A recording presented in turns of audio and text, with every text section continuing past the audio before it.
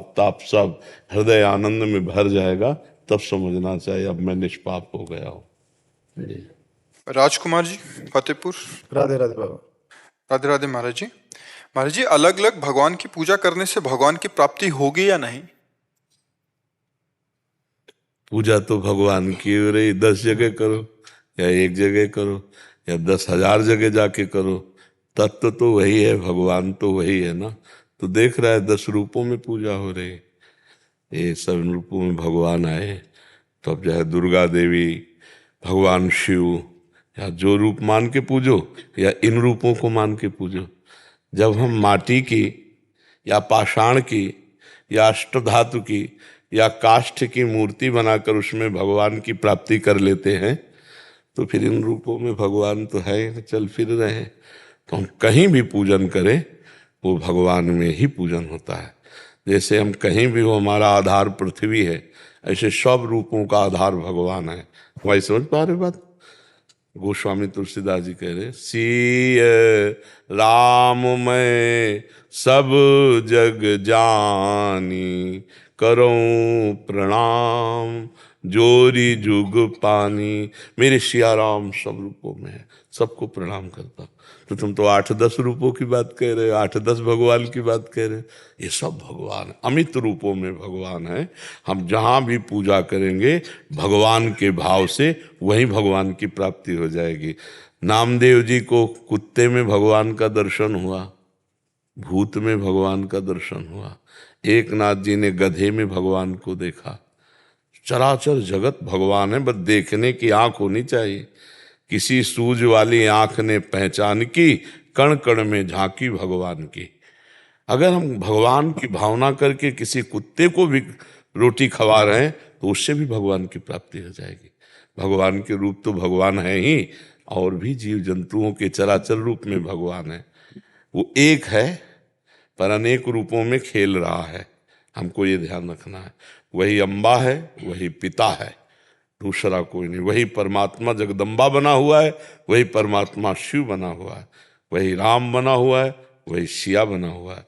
वही स्त्री बना हुआ है, वही पुरुष बना हुआ है। वही जड़ बना हुआ है, वही चैतन्य बना हुआ है। नहीं, जड़ चेतन जग जीव जत सकल राम में जानी, सब भगवान ही हैं। हमारी भावना पवित्र होनी चाहिए।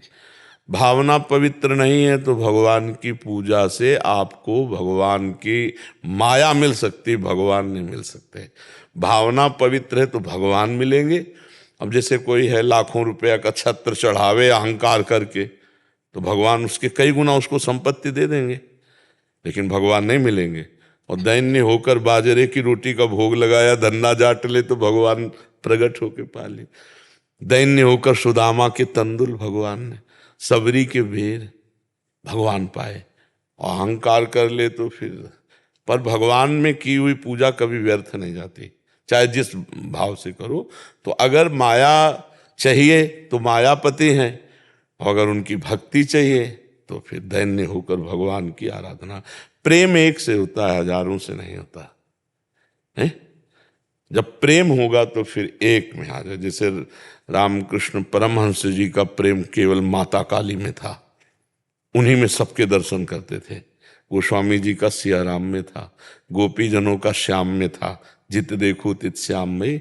तो जब तक हमारा प्रेम नहीं होता तब तक ये साधना है, साधारण भक्ति।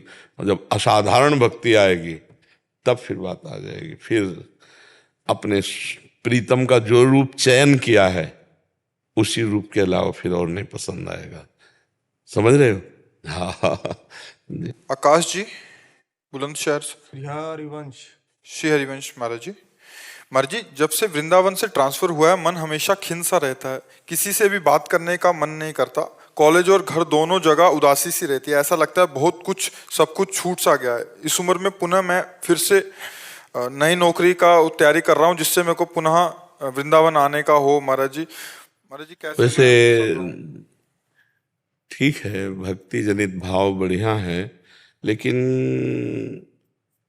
भगवान की सृष्टि के जो कार्य रूपी पूजा है, हम कहते हैं इससे उदासीन नहीं होना चाहिए। जहाँ राखों ता रहो मान सुख राशि है। मैं वृंदावन का हूँ, प्रियालाल का हूँ। अगर वो हमें भेजे हैं कहीं दूर और हमारा कर्तव्य है पढ़ाना, तो हम वही भगवान की पूजा समझकर वृंदावन को चिंतवन यह दीप उर्बार कोटि जन्म के अग तमय काट करे उजियार। दूर से रहकर वृंदावन का चिंतन करने से करोड़ों जन्मों के पाप नष्ट हो जाते हैं और शरीर कहीं भी छूटे वृंदावन ही मिलेगा। मुझे लगता है भगवान का स्मरण करते हुए आप जो कर्तव्य कर्म जहाँ कर रहे हो वही करो तो बहुत अच्छा रहेगा।